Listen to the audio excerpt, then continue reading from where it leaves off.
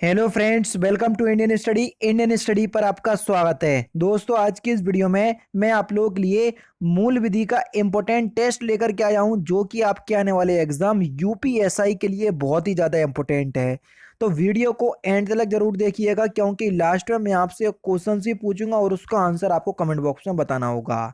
साथ ही साथ इस वीडियो की पीडीएफ डिस्क्रिप्शन में टेलीग्राम चैनल का लिंक दिया हुआ है, वहां से आप प्राप्त भी कर सकते हैं। तो पहला क्वेश्चन दोस्तों आपके सामने आपको दिख रहा होगा। पहला क्वेश्चन है कि जनहित याचिका एक पत्र द्वारा कौन दायर कर सकता है? जल्दी बताओ। वो भी एक पत्र के द्वारा जनहित याचिका कौन दायर कर सकता है? तो आपका सही आंसर क्या हो जाएगा? व्यथित व्यक्ति द्वारा दायर की जा सकती है, बिल्कुल की जा सकती है। सामाजिक हित की भावना रखने वाले व्यक्ति के द्वारा, बिल्कुल। ए और बी दोनों ही दायर कर सकते हैं। तीसरा ऑप्शन यहाँ पर आपका बिल्कुल क्या होगा सर? करेक्ट होगा। जनहित याचिका की सुनवाई के लिए क्या वकील जरूरी है? जल्दी बताओ। जनहित याचिका की सुनवाई के लिए क्या वकील जरूरी है? वकील जरूरी है। और राष्ट्रीय राज्य जिला विधिक सेवा प्राधिकरण के अंतर्गत सरकार के द्वारा वकील की सेवाएं प्राप्त कराए जाने का प्रावधान भी है। तो दोनों ही कंडीशन है, तो तीसरा ऑप्शन यहाँ पर आपका बिल्कुल करेक्ट होगा। नेक्स्ट क्वेश्चन, प्रदूषण को रोकने के संबंध में निम्नलिखित में से कौन जनहितवाद है? प्रदूषण को रोकने के संबंध में ऑप्शन नंबर ए आपका दामोदर राव बनाम एसओ कॉरपोरेशन हैदराबाद, जो कि 1987 एससी के लिए हुआ था। तरुण भगत सिंह बनाम भारत बनाम भारत संघ 1992 में एससी, या मुरली एस देवरा बनाम भारत संघ 2001। तो ये सभी वाद जो हैं ये जनहितवाद हैं। चौथा ऑप्शन करेक्ट। महिलाओं के कल्याण के लिए निम्नलिखित में से कौन जनहितवाद है? जल्दी बताओ। महिलाओं के कल्याण के लिए गौरव जैन बना भारत संघ, बिल्कुल ठीक। उपेंद्र बख्शी बना भारत संघ, बिल्कुल ठीक। डेमोस्टिक वर्किंग वीमेंस फोरम बनाम भारत संघ, ये सभी वाद जो हैं ये महिलाओं की कल्याण के लिए हैं। नेक्स्ट क्वेश्चन, न्यायालय ने किस जनहितवाद में दिया सलाई बनाने में बच्चों को नियोजन से मना किया? जल्दी बताओ, किस वाद में? तो आपका सही आंसर हो जाएगा एमसी बनाम तमिलनाडु राज्य 1991 एससी, यानी कि पहला ऑप्शन बिल्कुल करेक्ट। नेक्स्ट क्वेश्चन स्टार्ट करने से पहले मैं आपको बता दूं दोस्तों, जैसा कि आप सभी लोग जानते हैं, मैंने आपको बताया है कि अगर आप यूपीएसआई की तैयारी कर रहे हैं तो चक्षु पब्लिकेशन ने आप लोगों के लिए एक गाइड बुक तैयार की है, जो यूपीएसआई का सिलेबस है। बिल्कुल हूबहू उसी सिलेबस पर आधारित मैथ, रीजनिंग, जीके और हिंदी सभी को बिल्कुल टॉपिक वाइज कवर किया हुआ है। सबसे अच्छी बात इस बुक की मुझे क्या लगी, जैसे कोई टॉपिक आप पढ़ रहे हैं, हिंदी का यही टॉपिक ले लीजिए, हिंदी व्याकरण का मौलिक ज्ञान, आपने अच्छे से टॉपिक को पढ़ लिया। एग्जाम में आपकी थ्योरी तो आना नहीं है, तो आपका सामना होना है एमसीक्यू से। तो इन्होंने इस बात को ध्यान में रखते हुए इसी चैप्टर से संबंधित जितने भी इंपॉर्टेंट एमसीक्यू बन सकते हैं सारे आपको इस बुक में इन्होंने दे दिए। तो आराम से आप प्रैक्टिस भी कर सकते हैं। लेकिन बुक आप तभी परचेज करना जब आप बुक से पढ़ पाओ, ये ध्यान रखना, ठीक है? नहीं तो आप मेरे कहने से परचेज कर लो और बुक रखी रहे, ऐसा नहीं। बुक को अगर परचेज कर रहे हो तो बुक से आपको पढ़ना है। परचेज करने का लिंक डिस्क्रिप्शन में प्रोवाइड करवा दूंगा, अमेजॉन फ्लिपकार्ट दोनों का। आपकी मर्जी हो तो परचेज कर लेना, कोई जोर जबरदस्ती नहीं है, लेकिन यूपीएसआई के लिए अच्छी बुक है, इसलिए मैं आपको बता रहा हूँ, ठीक है? नेक्स्ट क्वेश्चन से आपका कि स्वास्थ्य से संबंधित जनहितवाद कौन सा है? स्वास्थ्य से संबंधित, जल्दी बताओ। तो स्वास्थ्य से संबंधित जनहितवाद कौन सा है? तो आपका सही आंसर हो जाएगा परमानंद कटारा बना भारत संघ 1989। नेक्स्ट क्वेश्चन, किस वाद में प्रस्तावना को संविधान का अभिन्न अंग माना गया? जल्दी बताओ, किस वाद में?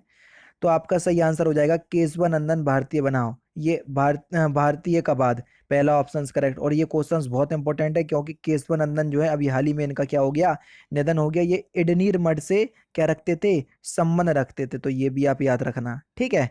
भारतीय संसद संविधान में संशोधन कर सकती है, परंतु वह भारतीय संसद संविधान में संशोधन कर सकती है, परंतु वह संविधान के मूल ढांचे में संशोधन नहीं कर सकती। दूसरा ऑप्शन करेक्ट।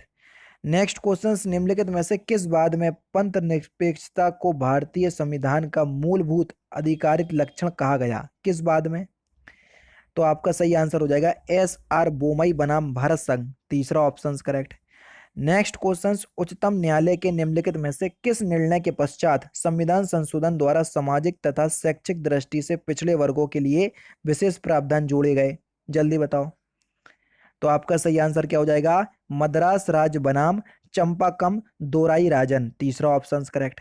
नेक्स्ट क्वेश्चन, किस बाद में उच्चतम न्यायालय ने अभी निर्धारित किया कि आरक्षण की अधिकतम सीमा 50% से अधिक नहीं हो सकती? किस बाद में कहा? तो सही आंसर हो जाएगा बालाजी बनाम मैसूर राज्य, पहला ऑप्शन करेक्ट। नेक्स्ट क्वेश्चन, उच्चतम न्यायालय ने निम्नलिखित में से किस वाद में किन्नर यानी कि ट्रांसजेंडर को तीसरे लिंग के रूप में स्वीकार किया जिन्हें अधिकार एवं आरक्षण का अधिकार प्राप्त है? तो आपका सही आंसर क्या हो जाएगा? बलजीत बनाम हरियाणा संघ, चौथा ऑप्शन बिल्कुल करेक्ट। नेक्स्ट क्वेश्चन आपके सामने, संविधान की 9वीं अनुसूची के न्यायिक पुनरावलोकन को उच्चतम न्यायालय के किस मामले के विनिश्चय से अनुयोग बनाया गया? तो सही आंसर क्या हो जाएगा? आई आर को हेल्को बनाम तमिलनाडु राज्य, पहला ऑप्शन करेक्ट। नेक्स्ट क्वेश्चंस, ये कुछ बाद हैं जो इंपॉर्टेंट हैं आपके एग्जाम की दृष्टि से। आज आपको वीडियो थोड़ी अजीब सी लग रही होगी, लेकिन वीडियो को 2 बार देखना तो समझ में आ जाएगा सब कुछ, ठीक है। नेक्स्ट क्वेश्चंस, किस बाद में उच्चतम न्यायालय की संवैधानिक पीठ ने संसद के अनुच्छेद 368 के अधीन संविधान संशोधन करने की शक्ति की समीक्षा की? तो सही आंसर आपका क्या हो जाएगा? मिनर्वा मिल्स बनाम यूनियन ऑफ इंडिया, पहला ऑप्शन करेक्ट। नेक्स्ट क्वेश्चन, निम्नलिखित में से कौन सा वाद दुराशय के सिद्धांत और संवैधानिक अपराध से संबंधित है? कौन सा वाद? तो सही आंसर हो जाएगा आर बनाम प्रिंस, पहला ऑप्शन करेक्ट। नेक्स्ट क्वेश्चन, निम्नलिखित में से कौन सा वाद सामान्य आशय से संबंधित नहीं है? जल्दी बताओ। तो आपका सही आंसर हो जाएगा आर बनाम टॉल्सन, दूसरा ऑप्शन करेक्ट। निम्नलिखित में से किस वाद में आपराधिक मानव वध और हत्या में अंतर स्पष्ट किया था? किस वाद ने? तो सही आंसर हो जाएगा रेग बनाम गोविंदा, पहला ऑप्शन करेक्ट।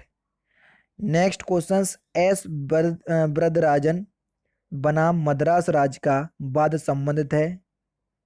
तो ये किससे संबंधित है? भारतीय दंड संहिता की धारा 363 ए से, तीसरा ऑप्शन सर आपका बिल्कुल करेक्ट है। नेक्स्ट क्वेश्चन, अभयानंद मिश्र बनाम बिहार राज्य निर्देशक वाद संबंधित है किससे या किस स्थिति से संबंधित है? तो सही आंसर आपका क्या हो जाएगा? आपराधिक प्रयास पर, चौथा ऑप्शन बिल्कुल करेक्ट। नेक्स्ट क्वेश्चन, वासुदेव बनाम पेप्सू राज्य किस बचाव से संबंधित वाद है? तो किस बचाव से संबंधित वाद है? तो आपका सही आंसर हो जाएगा मततसा से, पहला ऑप्शन करेक्ट। किससे संबंधित है? मततसा से, पहला ऑप्शन करेक्ट। नेक्स्ट क्वेश्चन, निम्नलिखित में से किसे सूचना के प्रकटीकरण से छूट है? जल्दी बताओ, जल्दी बताइए कि निम्नलिखित में से किसे सूचना के प्रकटीकरण से छूट है? तो सही आंसर आपका क्या हो जाएगा? विदेशी सरकार से विश्वास में प्राप्त सूचना, बिल्कुल ठीक। सूचना जो भारत की संप्रभुता और अखंडता पर प्रतिकूल प्रभाव डालेगी, इसको भी है। सूचना जिसका प्रकटीकरण किसी व्यक्ति के जीवन को खतरा पहुंचाए, बिल्कुल ठीक। उपरोक्त सभी से है, चौथा ऑप्शन बिल्कुल करेक्ट। सूचना का अधिकार किसको प्राप्त होगा? जल्दी बताओ। सूचना का अधिकार किसको प्राप्त होगा? तो सूचना का अधिकार जो है वो सभी नागरिकों को प्राप्त होगा, पहला ऑप्शन करेक्ट।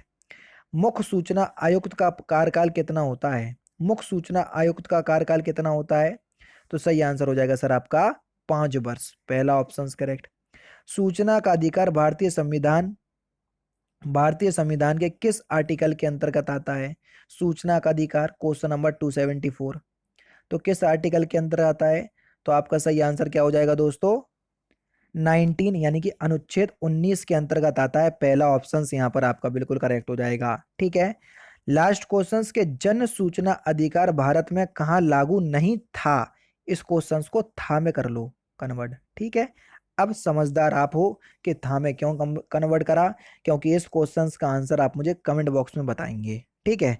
तो दोस्तों ये थे आपके कुछ मूल विधि के इंपॉर्टेंट क्वेश्चंस जो कि मैंने आज की इस वीडियो में आपको कवर करवा दिए। वीडियो अच्छी लगी हो तो प्लीज़ वीडियो को 500 लाइक तक जरूर पहुंचा दीजिएगा।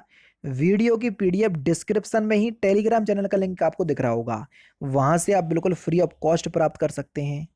तो दोस्तों फिलहाल की वीडियो में तो सिर्फ इतना ही। अगर आपको वीडियो पसंद आए तो प्लीज़ दोस्तों वीडियो को लाइक कीजिए, शेयर कीजिए और साथ ही साथ हमारे चैनल को सब्सक्राइब करना ना भूलें, क्योंकि मैं रोजाना इसी तरह की वीडियोस आप लोगों के लिए लाता रहता हूँ। नमस्कार दोस्तों, जय हिंद, जय भारत।